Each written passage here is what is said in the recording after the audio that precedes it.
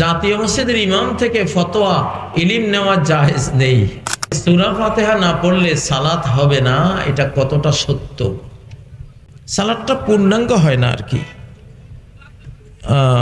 মিনাস সুন্নাহ আন তুকরা আল ফাতিহা ফি আল জানাজা। প্রথম তাকবীরের পরেই রাসূল সাল্লাল্লাহু আলাইহি সাল্লাম এবং সাহাবীরা তারা আউযু বিল্লাহ বিসমিল্লাহ শেষে সূরা ফাতিহা পড়তেন। এটা সহিহ বুখারীর হাদিস, সহিহ বুখারীর হাদিস। এটা হলো আফদালুদ দুআই আলহামদুলিল্লাহ, সর্বশ্রেষ্ঠ দোয়া হলো কি? আলহামদুলিল্লাহ।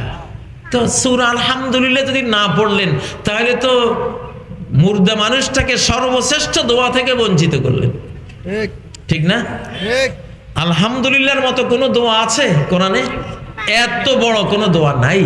এই দোয়া তো মুর্দার সবচেয়ে বেশি দরকার, এই জন্য এই দোয়াটা পড়বেন ইনশাআল্লাহ। তবে আমাদের বাংলাদেশে হানাফি মাযহাবে সূরা ফাতিহা যদিও পড়ে না, হানাফি মাযহাবের বহু আলেম সূরা ফাতিহা পড়াকে সুন্নাহ বলেছেন। আব্দুল হাই লখনবী রহমতুল্লাহ আলাইহি হানাফি মাযহাবের বড় আলেম, তিনিও এটাকে সমর্থন দিয়েছেন। আর ইমাম আবু হানিফা রাহিমাহুল্লাহ বলেছেন ইজা সাহহাল হাদিস ফাহুয়া মাযহাবি, হাদিস সহিহ হলে ওইটাই আমার মাযহাব, কোনো বাধা নেই। তো সেটা আপনারা পড়বেন ইনশাআল্লাহ। জনৈক বক্তাকে প্রশ্ন করা হলে তিনি বলেন জাতীয় মসজিদের ইমাম থেকে ফতোয়া ইলম নেওয়া জায়েজ নেই। আপনার মতামত জানতে চাচ্ছি। এখন ভাই ব্যক্তিগত পছন্দ অপছন্দ আছে মানুষের, ঠিক না? যেই মসজিদে একজন ইমাম সাদ ইবনে আবি ওয়াক্কাস রাদিয়াল্লাহু তাআলা আনহু আশরায়ে মুবাশশারার একজন, 10 জন জান্নাতের সুসংবাদ প্রাপ্তদের মধ্যে একজন, ইরাকের একটা মসজিদে উনি ইমাম ছিলেন। মুসল্লিরা কেউ ওনারে পছন্দ করতেছে না। ওনার বিরুদ্ধে অভিযোগ দিয়েছে যে উনি নামাজ পড়াইতেই জানে না। উনি হলেন আশরায়ে মুবাশশারার সদস্য। সালাত কেমনে পড়তে হবে আল্লাহ রাসূলের এই হাদিসগুলি যিনি বা যারা বর্ণনা করেছেন।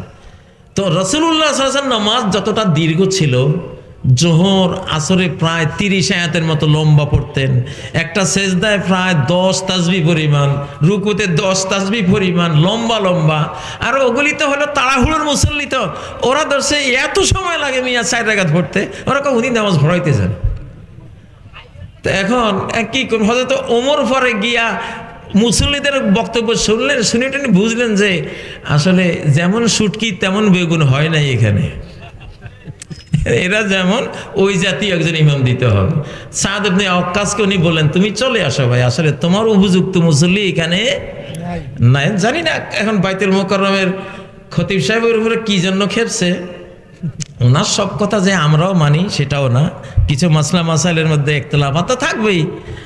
তো তাই বলে ওনার ফতোয়া নেওয়া জায়েজ নাই ঢালাওভাবে বলা যাবে না, বড়জোর বলা যাবে যেই কোনো আলেম কোনো ফতোয়া দিলে যদি দলিল না দেন তাহলে আমি সেটা মানব না, আমাকে দলিল দিতে হবে, ঠিক না ঠিক?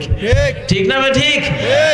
হ্যাঁ, তো এটা দলিল দিয়ে আমরা ইনশাআল্লাহ গ্রহণ করব, দলিল ছাড়া গ্রহণ করব না, এইভাবে বলা যায়। এটা দিয়েছি তো আসলে তো কুয়াশা পড়তেছে, ভাঙ্গা বাজারে ব্যবসা তো খুব একটা বেশি হয় না। তো আলহামদুলিল্লাহ যতটুকু হয়েছে এনাফ, আমরা একটু দোয়া করে দেই আল্লাহ তাআলা আমাদের এই মাহফিল যতটুকু হয়েছে সব আল্লাহ যাতে কবুল করেন। সুবহানাকাল্লাহুম্মা ওয়া বিহামদিকা আশহাদু আল্লা ইলাহা ইল্লা আনতা আস্তাগফিরুকা ওয়া আতুবু ইলাইক। আল্লাহ তাআলা একটু কি মুনাজাত আপনি اللهم آمين. ربنا آتنا في الدنيا حسنة وفي الآخرة حسنة وقنا عذاب النار. رب العالمين আপনার বান্দা মোল্লা নাজিমউদ্দিন ভাই, আমাদের একজন ভাই দাঈ আল্লাহ, আপনার পথের দাড়ি আল্লাহ, তিনি এই উম্মার জন্য একটি মাদ্রাসা করেছেন আল্লাহ, কোরআন ও সুন্নাহর নূর ছড়িয়ে দেওয়ার জন্য একটি লাইট পোস্ট এখানে নির্মাণ করেছেন আল্লাহ, এটি আপনি কবুল করেন আল্লাহ। আল্লাহ এই মাদ্রাসার প্রত্যেকটি ছাত্র ছাত্রীকে এক একটি আলোকবর্তিকা বানিয়ে দেন আল্লাহ। আল্লাহ যেই যেই যেই তাকছার মধ্যে দীপাদার থাকে, কামিশকাতিন ফিহা মিসবাহ, আল্লাহ সেরকম সেরকম নুরানি হৃদয়ওয়ালা ছাত্র আপনি এখানে জুটিয়ে দেন আল্লাহ। আল্লাহ আগামী শতাব্দী, এই বর্তমান শতাব্দী ইসলামের নুরানি শতাব্দী, ইসলামের শেষ বিশ্বায়নের শতাব্দী, ইমাম মাহদী আলাইহিস সালামের শতাব্দী, হযরত ঈসা আলাইহিস সালামের শতাব্দী, মুসলিম উম্মার শেষ গ্লোবালাইজেশনের শতাব্দী। আল্লাহ তাআলা এই শতাব্দীর বহু বহু যোগ্যতা লাগবে এখনকার ছাত্রীদের আল্লাহ, সেসব যোগ্যতা আপনি আকাশ থেকে দিয়ে দেন আল্লাহ। ওস্তাদদের যে জ্ঞানের অভাব আছে, জ্ঞানের অভাব আল্লাহ দূর করে দেন আল্লাহ। আল্লাহ ছাত্র ছাত্রীদেরকে যদি কোনো অভাব থাকে, সেই অভাবও তাদের দূর করে দেন আল্লাহ। সাহাবায়ে কেরাম যে মন নিয়ে রাসূল সাল্লাল্লাহু আলাইহি সাল্লাম থেকে জ্ঞানগুলো আহরণ করতেন, আমাদের ছাত্র ছাত্রীদেরকেও সেই মন নিয়ে জ্ঞান আহরণের তৌফিক দেন আল্লাহ তাআলা, সেইভাবে শোনার তৌফিক দেন আল্লাহ তাআলা। কোরআন ও সুন্নাহই জ্ঞান আল্লাহ। আল্লাহ কোরআনকে ছড়িয়ে দেওয়ার তৌফিক দেন, বাংলাদেশের ঘরে ঘরে কোরআনের কারি বানাই দেন আল্লাহ, কোরআনের তেলাওয়াত কারি বানাই দেন আল্লাহ। আল্লাহ সংসদে কোরআন তুলে দেওয়ার আগে প্রত্যেক ঘরে ঘরে তুলে দেন আল্লাহ, প্রত্যেক অন্তরে অন্তরে কোরআনকে তুলে আনেন আল্লাহ। আল্লাহ কোরআন দিয়ে আপনি বহু জাতিকে অনেক ঊর্ধ্বে তুলবেন আল্লাহ, আমাদেরকে অনেক ঊর্ধ্বে তুলে দেন আল্লাহ, জান্নাত পর্যন্ত তুলে নেন আমাদেরকে কোরআন দিয়ে আল্লাহ। আল্লাহ বাংলাদেশকে ঐক্যবদ্ধ করে দেন আল্লাহ। যারা ইসলামিক রাজনীতি করেন, যারা অনইসলামিক জাগতিক রাজনীতি করেন, পরস্পরকে সহযোগী বানাই দেন আল্লাহ।